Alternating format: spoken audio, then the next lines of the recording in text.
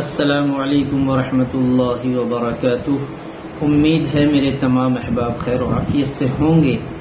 میرے عزیزو، میں جریان کی آپ کو دو دوائی بتلا رہا ہوں۔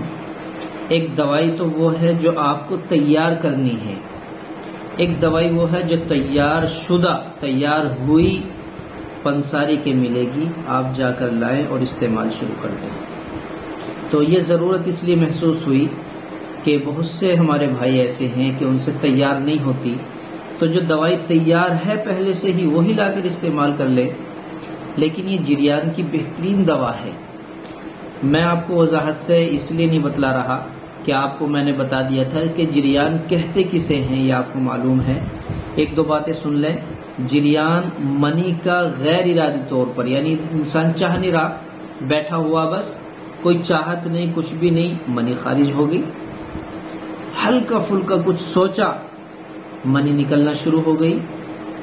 سوتے میں نائٹ فیل زیادہ ہونے لگی، کمر میں مسلسل درد رہنے لگا۔ یہ کچھ علامتیں ہیں جریان کی۔ بہرحال تو اس کے لیے ہمیں پہلے کون سی دوائی تیار کرنی ہے؟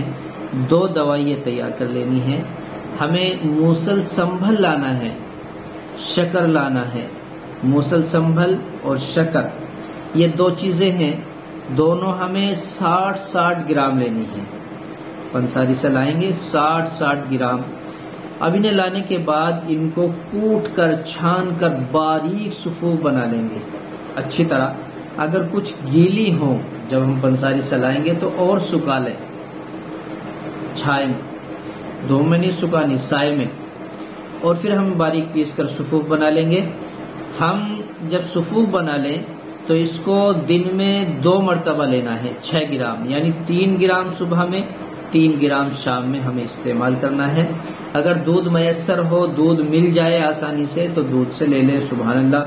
اور دودھ بھی میسر نہ ہو تو صرف پانی سے پھر مجبوری ہے، لے سکتے ہیں۔ یہ تو وہ دوائی ہے جو آپ کو تیار کرنی ہے لا کر۔ دوسری دوائی جو پنساری سے تیار شدہ ہے، وہ تیار ہوئی ملے گی، آپ لے کر آئیں گے صفوف مؤلف۔ کیا نام ہے؟ صفوف مؤلف، نوٹ کر لیں۔ 3 گرام دودھ کے ساتھ سوتے وقت لیں، کچھ نہیں کرنا۔ صفوف مؤلف لائے، سوتے وقت 3 گرام دودھ کے ساتھ لے لیں گے۔ تو یہ بھی جریان کی بہترین دوا ہے۔ آپ حضرات ان کو بنا سکتے ہیں، منگا سکتے ہیں، استعمال کرنا بڑا آسان ہے آپ کے لیے۔ اور اس کے علاوہ اور مزید اضافے کے لیے، قوت باہ کے لیے آپ کوئی دوائی اور منگانا چاہتے ہیں تو دیے گئے نمبر پر رابطہ بھی کر سکتے ہیں۔